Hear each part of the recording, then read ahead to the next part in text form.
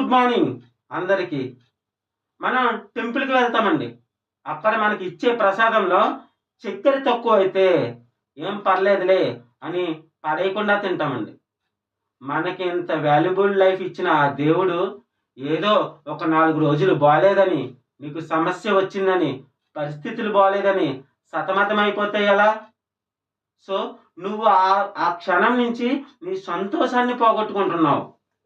ఒక్కసారి నువ్వు ఆలోచించు. ఏదో ఎగ్జామ్స్‌లో ఫెయిల్ అయిపోతేనో, జాబ్ రాలేదనో, బిజినెస్‌లో దెబ్బతిన్నాననో ఆలోచిస్తే ఎలా? నీ ఓటమికి గల కారణాలు అన్వేషించు. అన్వేషించి వాటిని కలిపి యాడ్ చేసి నీ సక్సెస్‌కి ప్రయత్నించు. ఫస్ట్ టెంపుల్‌లో ఇచ్చిన ప్రసాదంలో అది నీకు తింటేనే కదండీ దాంట్లో చక్కెర ఉన్నదో లేదో తెలిసింది. అదే విధంగా నీకు ఓటమొస్తే దాంట్లో ఏమి తక్కువయింది అని గ్రహించి వాటిని యాడ్ చేసి మీరు సక్సెస్‌లో వెళ్తారని మీ ఏకేఎల్ మూర్తి. జై హింద్.